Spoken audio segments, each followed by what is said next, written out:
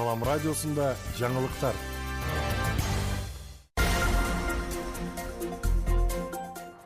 Арабаңыз ардактуу угарман жана көрүүчү, эфирде жаңылыктар түрмөгү. Аны менен мен Нурпейил Ашур кызы тааныштырам.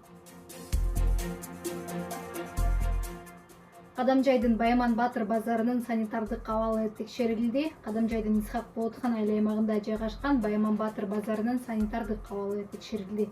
Бул тууралуу Баткен райондор аралык санэпид көзөмөл борборунан билдиришти.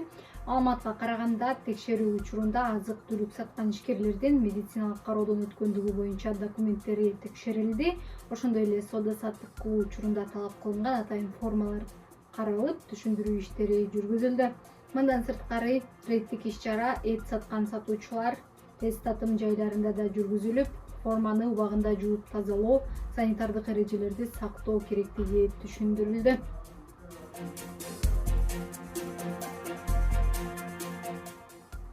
Сардалыга 29 мегаваттык чакан ГЭС курулат. Бул тууралуу Жашыл экономика фондунан билдиришти. Фонддон билдиришкендей, долбоордун суммасы дээрлик 1,6 миллиард сомду түзөт. Чакан ГЭС 6,31 гектар аянтка Зардалы дарыясынын нугуна салынат. Бул долбоор Баткен районунун алыскы айылдарын туруктуу электр энергиясы менен камсыздоо максатын көздөйт. Лейлекте бир тургун милицияга ок атуучу куралын тапшырды. Лейлек районунун аймагында жүргүзүлгөн арсенал иш-чарасынын жыйынтыгында бир тургун мыйзамсыз сактап жүргөн ок атуучу куралын өз ыктыяры менен милицияга тапшырды. Бул тууралуу облустук милициядан билдиришти. Ага ылайык мергенчилердин ок атуучу куралдарынын сакталышы абалы бир катар текшерүүдөн өттү. Текшерүү иштеринин жүрүшүндө аларга кылмыштуулуктун жана укук бузуулардын алдын алуу боюнча эскертүүлөр берилди.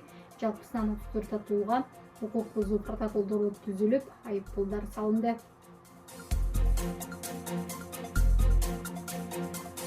Күндүн маанилүү делген жаңылыктары мына ушулар болду. Кайрадан эфир аркылуу амандашканча саламыңыз түз болсун.